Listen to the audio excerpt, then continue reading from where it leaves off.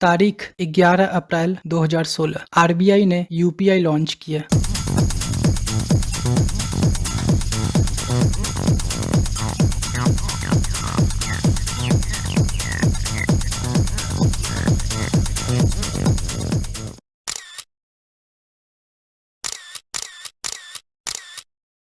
और इसने हम सब की जिंदगी बदल दी। यूपीआई एक गेम चेंजर था। देखते देखते कुछ ही सालों में हम डिजिटल पेमेंट करने में पूरे विश्व को पीछे छोड़ दिए। एक बार फिर से पिछले महीने 1 नवंबर को आरबीआई ने एक पायलट प्रोजेक्ट यानी ट्रायल लॉन्च किया है, जिसका नाम है सीबीडीसी यानी सेंट्रल बैंक डिजिटल करेंसी, जिसको हम ई रूपी या डिजिटल रूपी के नाम से भी जानते हैं। क्या है ये डिजिटल रूपी, आइए समझते हैं।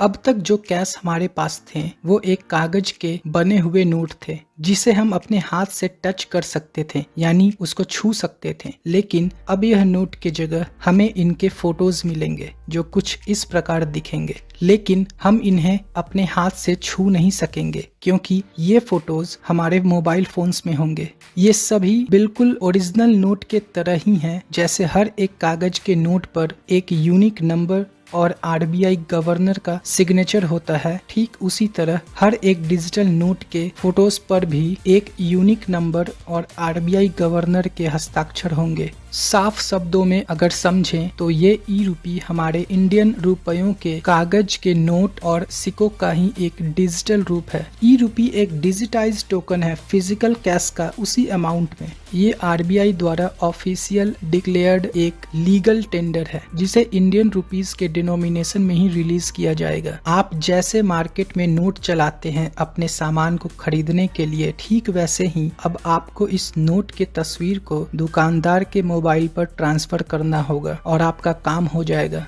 लेकिन आरबीआई इस डिजिटल करेंसी ई रूपी को क्यों ला रही है? सबसे पहला और मेजर रीजन है कैश हैंडलिंग चार्ज। जब आरबीआई नए नोट छापती है तो इसमें करोड़ों रुपए खर्च हो जाते हैं। उसके बाद उसको ट्रांसपोर्ट करके बैंक और एटीएम्स तक पहुंचाना होता है। उसका सेफ्टी, सिक्योरिटी, स्टोरेज और डिस्ट्रीब्यूशन पर खर्च करना पड़ता है, तब जाकर आपके हाथ में कैश आता है। और इस पूरे प्रोसेस में हर साल लगभग 21,000 करोड़ रुपए खर्च हो जाते हैं, जिसमें से 5,000 करोड़ रुपए सिर्फ नोट प्रिंटिंग पर खर्च होता है। हर एक नोट के प्रिंटिंग पर कितने रुपए खर्च होते हैं आप इस रिपोर्ट में देख सकते हैं। और ये सब फालतू के खर्चे हैं। तो ये फालतू के खर्चे ना हो इसीलिए आरबीआई ने एक एप्लीकेशन बनाया सीबीडीसी यानी ई रूपी ऐप। और ये एप्लीकेशन सीधा हमें अपने मोबाइल फोन्स पर मिलेगा, जिसके वॉलेट में डिजिटल करेंसी ई रूपी होंगे। और ये ई रूपी हमें डायरेक्ट आरबीआई से मिलेगा, जिसे हम दुकान पर खरीदारी और आपस में लेन देन कर सकेंगे। अब आप सोच रहे होंगे कि आजकल वैसे भी हम कैश कम ही रखते हैं और अब यूपीआई से ही ज्यादातर ऑनलाइन पेमेंट्स करते हैं, तो फिर ये डिजिटल करेंसी ई रूपी रखने का क्या मतलब? तो सबसे पहले तो ये जान लीजिए कि यूपीआई और ई रूपी दोनों बिल्कुल अलग चीज है। यूपीआई जैसे कि फोन पे, गूगल पे, भीम यूपीआई, ये सारे एक प्लेटफॉर्म है ट्रांजैक्शन करने के लिए। और ई रूपी खुद ही एक करेंसी है, बिल्कुल हमारे फिजिकल नोट्स की तरह, बस फर्क इतना है कि ये डिजिटल फॉर्म में है। जब आप यूपीआई से किसी को पेमेंट करते हैं तो उस वक्त वो रुपए आपके बैंक अकाउंट से डेबिट होता है और सामने वाले के बैंक अकाउंट में क्रेडिट होता है। और उस वक्त उन्हें उनके बैंक के तरफ से अमाउंट क्रेडिटेड का एक मैसेज आता है, जबकि आपके पास आपके बैंक के तरफ से मैसेज आता है कि amount debited from your account. यहाँ पर रुपए लेजर फॉर्म में एक बैंक अकाउंट से दूसरे बैंक अकाउंट में ट्रांसफर होता है और इस ट्रांजैक्शन का पूरा डेटा दोनों बैंक के पास जाता है। यूपीआई बेसिकली आरटीजीएस और आईएमपीएस को आसान बनाने के लिए आया था, जिससे आपको पहले अपना बैंक डिटेल्स याद करना पड़ता था, जैसे card number, account number, IFSC code. वहीं जब से यूपीआई आया है अब हमारा काम हमारे फोन नंबर या कोई 6 डिजिट का यूपीआई पिन या यूपीआई आईडी या सिर्फ क्यूआर कोड से भी हो जाता है। लेकिन ई रूपी का ट्रांजैक्शन बिल्कुल ऐसा है जैसे हम किसी के हाथ में पैसा दे रहे हैं, लेकिन यहाँ ये काम एक फोन से दूसरे फोन पर होगा। ये पैसे आपके बैंक अकाउंट से नहीं निकलेंगे, बल्कि ये पैसे आपके RBI के द्वारा दिया गया ई-रूपी एप्लीकेशन के वॉलेट से डायरेक्ट सामने वाले के ई-रूपी एप्लीकेशन के वॉलेट में ट्रांसफर हो जाएगा। आप जितना रुपए सामने वाले को देना चाहते हैं उसके हिसाब से आपको बिल्कुल फिजिकल नोट की तरह अपने वॉलेट से डिजिटल नोट ट्रांसफर करना होगा। इसमें हर तरह का नोट होगा और इसमें आपके बैंक को ट्रांजैक्शन डिटेल्स भी नहीं जाएगा, क्योंकि इसमें बैंक से कोई मतलब ही नहीं है। आप बिना बैंक अकाउंट के भी डिजिटल ई-रूपी भेज सकेंगे। ई-रूपी के और भी कई फायदे हैं, जैसे आतंकी संगठन या देश के खिलाफ प्रोपेगेंडा में जो फंडिंग हो रही है उसमें कमी आ सकता है अगर ये मेन मोड ऑफ ट्रांजैक्शन बनता है तो, क्योंकि इसके एक एक रुपए का हिसाब भारत सरकार को होगा। मनी लॉन्ड्रिंग और टैक्स इवेशन को भी कम किया जा सकेगा। देश का किसान या गरीब व्यक्ति या कोई मजदूर जो प्रधानमंत्री रोजगार योजना के तहत काम कर रहे होते हैं, इन सभी को भारत सरकार जब कोई सब्सिडी या सहायता राशि देती है तो ये बिल्कुल उसी व्यक्ति को जाएगा जिसके लिए ये पैसा होगा। साथ ही ये डिजिटल करेंसी कागज के नोट की तरह डैमेज नहीं हो सकता। ये फट नहीं सकता, जल नहीं सकता, चोरी नहीं हो सकता, खो नहीं सकता और इसके नकली या जाली नोट नहीं छप सकते। ई-रूपी पूरी तरह से सिक्योर होगा और ये हमें कोई थर्ड पार्टी एप्लीकेशन से नहीं बल्कि डायरेक्ट RBI से मिलेगा। ई-रूपी को ऑफलाइन बिना इंटरनेट के भी यूज किया जा सकेगा और इसमें बैंक अकाउंट का भी होना जरूरी नहीं है, लेकिन इससे आपको कोई इंटरेस्ट नहीं मिलेगा। ठीक उसी तरह जैसे आप फिजिकल कैश से नहीं कमा सकते जो आपके घर पर या वॉलेट में रखा होता है, क्योंकि ये आपके बैंक अकाउंट में डिपॉजिट नहीं है। आप सोच रहे होंगे कि अगर इसमें बैंक इन्वॉल्व नहीं है तो फिर हमारा डेटा या ट्रांजैक्शनल डिटेल्स कौन रखेगा। ये सिस्टम काम करेगा अंडरलाइन टेक्नोलॉजी पर, यानी ब्लॉकचेन पर। ब्लॉकचेन एक ऐसा डिजिटल लेजर है जो नेटवर्क में डिस्ट्रीब्यूटेड होता है, जो हमारे डिजिटल करेंसी के ट्रांजैक्शन डिटेल्स और ओनरशिप का रिकॉर्ड रखता है और ये इंफॉर्मेशन को इस तरह रिकॉर्ड करता है जिससे उसको चेंज या हैक करना इम्पॉसिबल हो जाता है। क्रिप्टो करेंसी भी इसी ब्लॉकचेन टेक्नोलॉजी पर ऑपरेट होता है, लेकिन ई-रूपी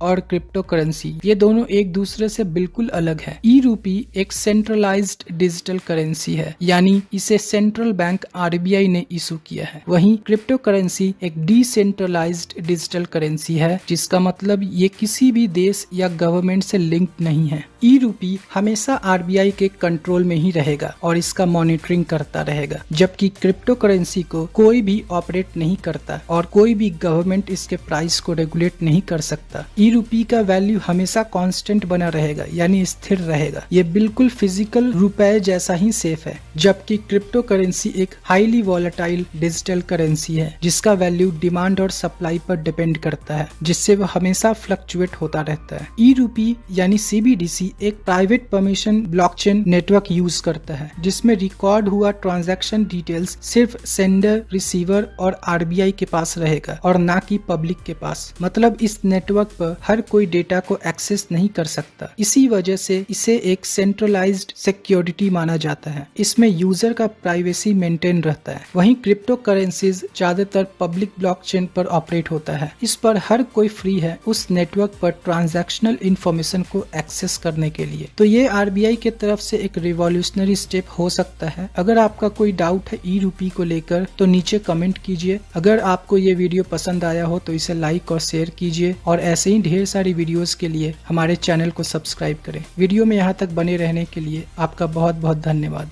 जय हिंद।